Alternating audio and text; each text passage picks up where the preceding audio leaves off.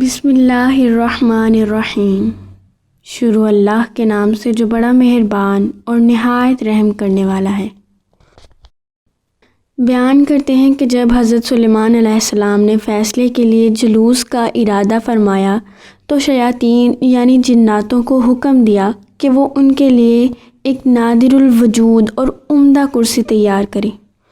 جس کی صفت یہ ہو کہ جھوٹا مدعی یا گواہ اس کو دیکھنے سے تھر تھرانے لگے۔ چنانچہ تعمیل ارشاد میں ہاتھی دانت کی ایک کرسی تیار کی گئی، جس کو جواہرات، یاقوت، موتیوں اور زبرجد سے مزین کیا گیا تھا، اور جواہرات سے انگور کے درخت بنا کر اس کو گھیر دیا گیا تھا، جس میں سونے کے 4 کھجور کے درخت ایسے تھے جن کی شاخیں چاندی کی بنائی گئی تھیں۔ ان میں سے 2 درختوں کی چوٹی پر 2 گدھ بنائے گئے، اور اس کرسی اور تخت کے دونوں گوشوں پر سونے کے 2 شیر تھے، جن کے سروں پر سبز زمرد کے ستون نصب کیے گئے تھے۔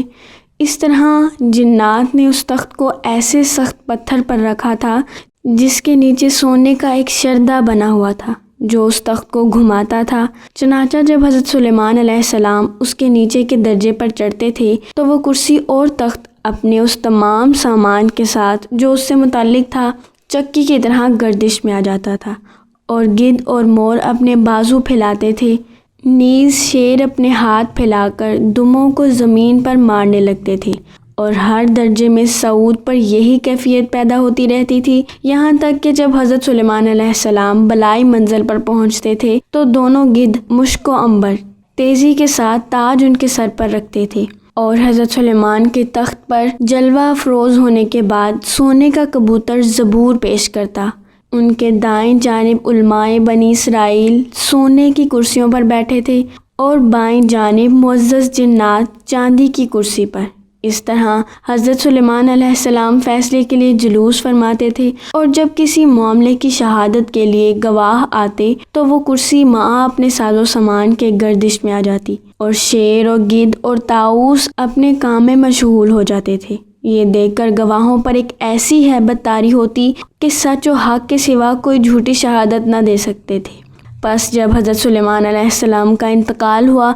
تو اس کرسی کو شاہ بخت نصر نے اپنے قبضے میں لے لیا، مگر جب اس نے اس پر چڑھنے کا ارادہ کیا تو ایک شیر نے اپنے دائیں ہاتھ سے بادشاہ کی پنڈلی اور قدم پر ایک ایسی چھاپ ماری جس کے باعث وہ کرسی پر نہ چڑھ سکا، اور اسی ضرب کے کرب و بے چینی میں مبتلا ہو کر مر گیا، اور وہ کرسی شہر انطاکیہ روم و شام کے دارالسلطنت میں باقی رہی،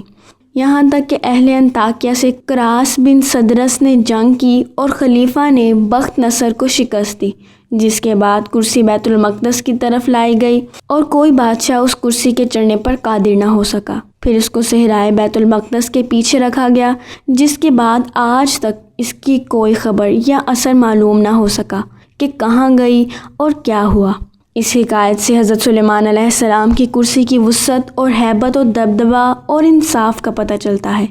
اور اللہ تعالیٰ کی ذات اور قدرت پر ایمان مضبوط ہوتا ہے کہ اس کی مخلوق میں اس قدر رعب و دبدبہ ہے تو خالق کس قدر قادر مطلق اور رعب و دبدبہ والا ہوگا۔ اللہ تعالیٰ ہم سب کو اس واقعے سے سبق حاصل کر کے اللہ کی ذات پر یقین کامل کرنے کی توفیق عطا فرمائے، آمین یا رب العالمین۔